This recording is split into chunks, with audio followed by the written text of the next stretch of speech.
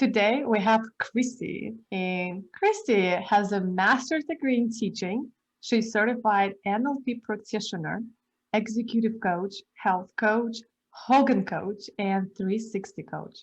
She is a performance coach that helps women achieve their life, work, and wealth goals.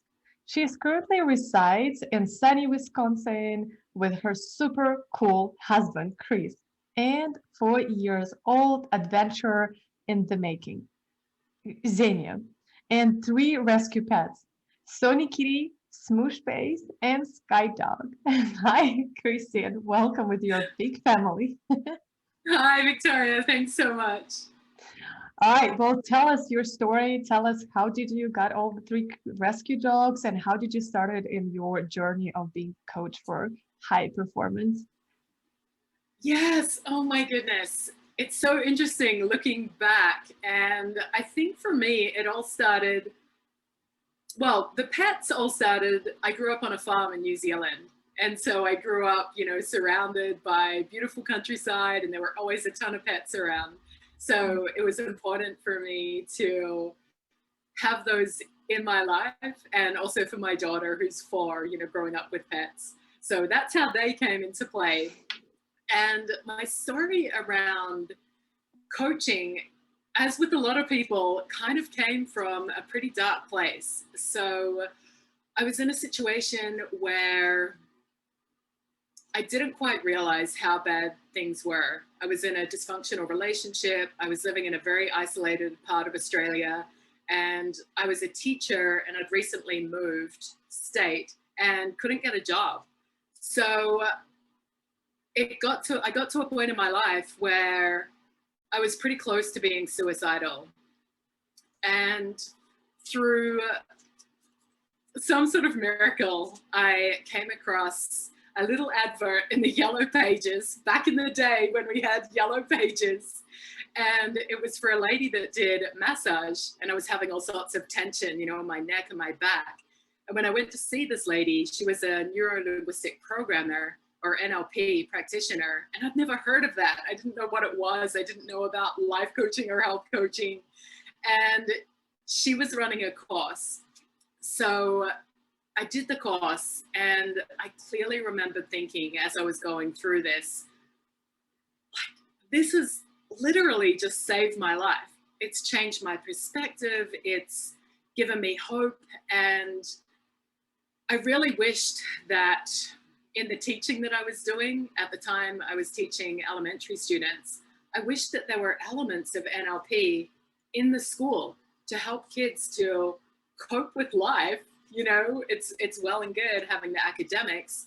And what about all the other things? What about the things that we don't necessarily get from our parents? We don't necessarily get from our experience. So I was just so passionate about starting this NLP business. And the sad thing was that I had absolutely no business sense, right? I came from a teaching background. I grew up on a farm. None of my people were entrepreneurs or business owners. So it was a very interesting process and very, very difficult. So through that storm of sort of desperation, of knowing that I had this passion, knowing that I had something so valuable to offer, and just not having the skill set business-wise to put it into play, that's how I came to be doing the work that I'm doing now. Oh, that is wonderful. Thank you. And I know you're coming with a background of health coaching. We all both went through the same school. And I Yes. remember myself going through a school, but they teach you a lot about health, but like they don't teach you about business. Yes.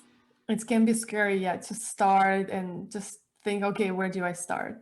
So when do you think, what do you think will be your number one mistake that you wish you could have avoided on your entrepreneurial journey?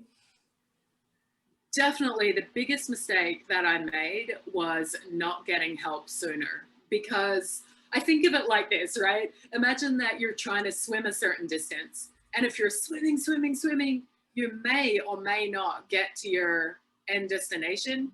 And if you have a swim coach saying to you, hey, if you put your hand like this or you do this, you're going to get there so much faster and with so much more ease. So and you get exhausted while you're swimming, and you get exhausted oh my goodness, while you're swimming.